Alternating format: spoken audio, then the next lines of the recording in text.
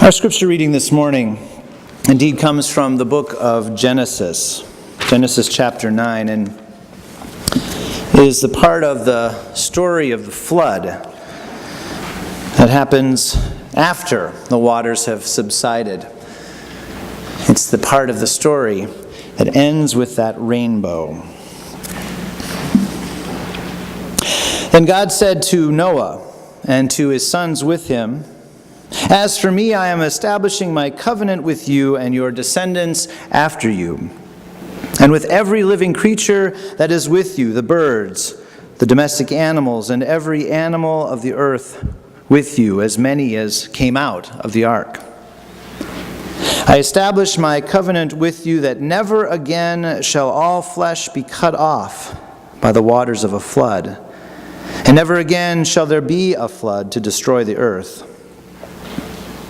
God said, "This is the sign of the covenant that I make between me and you and every living creature that is with you for all future generations. I have set my bow in the clouds, and it shall be a sign of the covenant between me and the earth. When I bring clouds over the earth, and the bow is seen in the clouds, I will remember my covenant that is between me and you and every living creature of all flesh. And the waters shall never again become a flood to destroy all flesh. When the bow is in the clouds, I will see it and remember the everlasting covenant between God and every living creature of all flesh that is on the earth." God said to Noah, "This is the sign of the covenant that I have established." May these words be to us our light and our life. Thanks be to God. Well, Winter Storm Pandora is wrapping up, the latest to hit the Northeast as part of this recent stretch of winter storms. It's already added to the record level accumulations in parts of Massachusetts and Pennsylvania and New York, probably some places that maybe some of you are from or have friends. Well, as weather records like these fall, conversations I've noticed about these storms start to take on biblical proportions.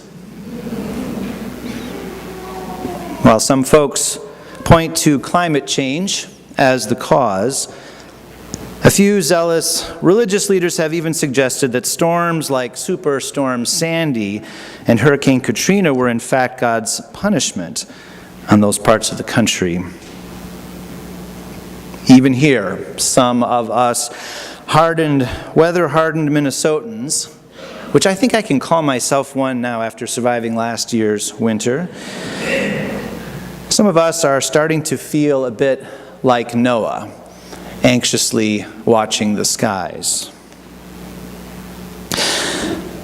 But what of this agreement God makes with Noah in today's passage, that never again shall all flesh be cut off? Never again shall there be a flood to destroy the earth. What do we make of that? How is that covenant, supposedly renewed with each rainbow in the sky, how is it still relevant? Well, when I first learned of the story of Noah and the flood in Sunday school, of course, my biggest question was, how are the lions and the antelope going to get along for 40 days in that small boat? And who cleaned up the bottom of the boat? Later, my questions about the story focused on trying to reconcile what I knew about the God of love with a God who would judge the world too wicked to redeem and destroy it. I'll never forget the damage I witnessed caused by the flooding of the Zumbro River in Rochester when we lived there in 1978. 6 inches of rain fell in 6 hours. The flooding killed 5 people and an estimated $60 million in damages. Some people lost everything. We did not, but our church was there trying to help. Listening to folks, you can understand how a disaster can feel somehow like judgment when all of your personal belongings, every photograph you own, and perhaps your very livelihood is suddenly taken away. Tragedies, even small ones, have us asking big questions like, why me? Why this? Why now? Is it just bad luck? Or is there some meaning, some message in the madness of it all? Well, we need help interpreting the signs. If we believe in a God of love, how do we understand the flood? And just what is meant in today's passage? Never again shall there be a flood to destroy the earth. What is the nature of this covenant God makes? Well, I was curious to see how all of this was dealt with in the recent movie Noah, starring Russell Crowe. Maybe some of you have seen it. It's not very good, I have to say. It was quite, though, a creative reworking of the biblical story. Lots of added characters and features. Quite exciting. They, of course, answered my initial Sunday school question right off the bat. Noah drugs all the animals to sleep for the entire boat ride. Made for a peaceful ride, I'm sure. In the movie, God seems rather cold and distant, even from Noah's perspective. There's no voice in the clouds, which perhaps would have been a cliche anyway. But the Creator, as God is referred to, communicates with Noah through visions and dreams. Noah gets the message loud and clear that God intends to destroy all people, but not much else. Noah seeks help interpreting these signs by visiting his grandfather Methuselah, played by Anthony Hopkins perfectly. Methuselah tells Noah, I can't tell you what you're supposed to do.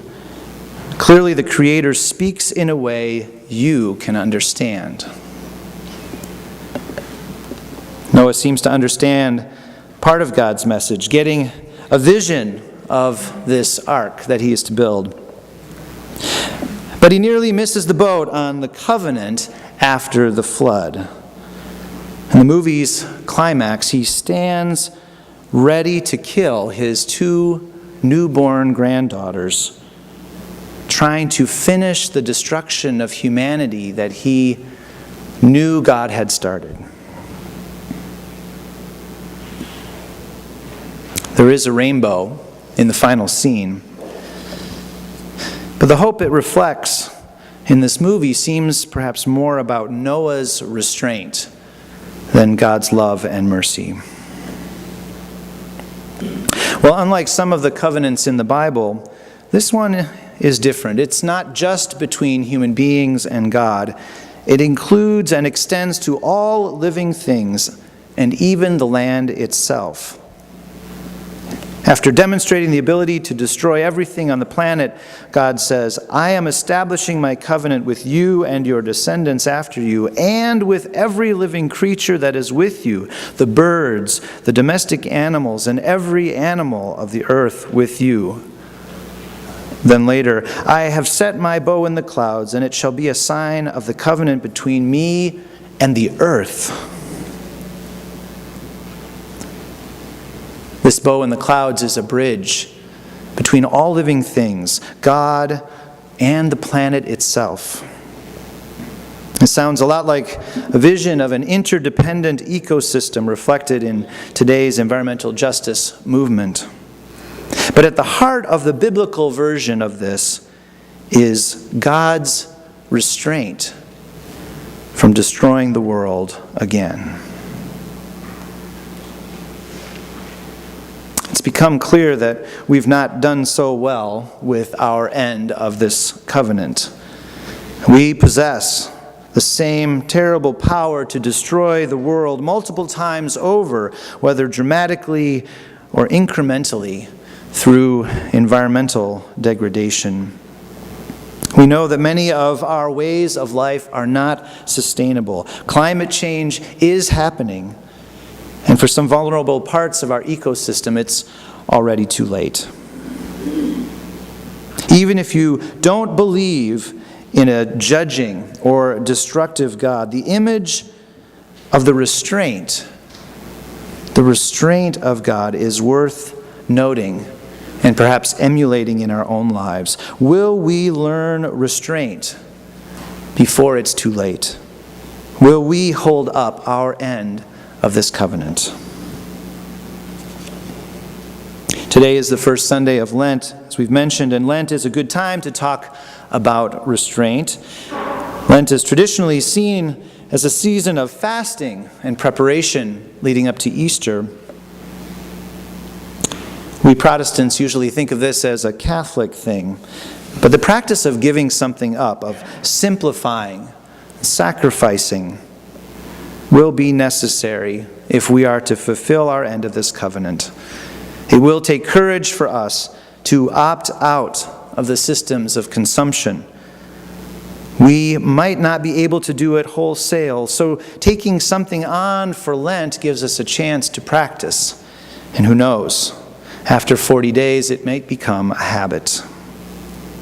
While consensus builds for national and global actions on climate change, we must also keep encouraging one another locally to find new ways of living out our covenant with God and the environment. Here at this church, we have entered a new covenant this past week.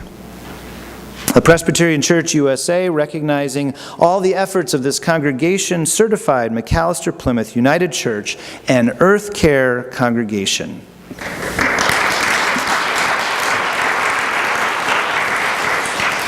What does this mean? Well, officially, Earth Care congregations are congregations that have committed to an Earth Care pledge and accomplished a specific number of actions toward caring for God's earth in 4 categories: worship, education, facilities, and outreach. Being an Earth Care congregation is a statement of identity and values, much like being an open and affirming or more light congregation. But knowing that these statements can sometimes just be words on paper, this one has some extra teeth in it. We must set and achieve goals every year, or we lose the designation. Our Caring for Creation Committee worked through the 15-page application and audit and has set some examples, or some goals for this coming year. Here are a few examples. We will try a few paperless worship services. The youth and children's programs will incorporate an Earth Care topic this year. We will explore composting for all of the church's compostables. There will be 3 alternative transportation Sundays.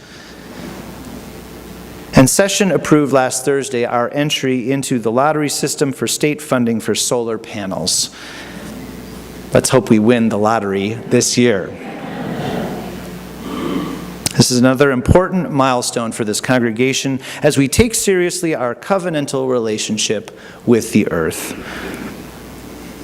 There are many ways to live out this covenant, appreciating the awesome beauty of a clear and crisp February Sunday morning, conserving natural resources, simplifying the sometimes long list of our wants and needs, and yes, showing some restraint.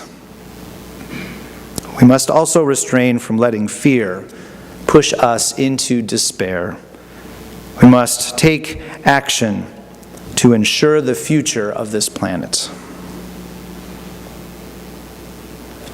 The story goes, there was once an earthquake at a monastery, and parts of it collapsed, and many of the novitiates were afraid. And when the shaking stopped, the abbot said to them, "Now you've had the opportunity to see how a man of faith behaves in a crisis situation. You may have noticed that I did not panic. I was quite aware of what was happening and what to do. I led you all to the kitchen, the strongest part of the monastery, and that was a good decision because, see, you all are uninjured. However, despite my self-control and composure, I did feel a little bit tense which you may have deduced from the fact that I drank that huge glass of water, something I wouldn't normally do under usual circumstances. One of the novitiates chuckled. "Why are you laughing?" the abbot said. Novitiate said, "That was a glass of vinegar." Most of us aren't very good at restraint. We will need each other's support if we are to follow through on our part of this covenantal relationship with God and the planet. This is not a relationship of dominion, of power over. This bow in the clouds reminds us that until we see ourselves as completely interdependent with all life on this planet, the very planet itself, unless we embrace our interdependence on God's grace, this covenant, the promise of new life given to Noah, will not be fulfilled. Amen.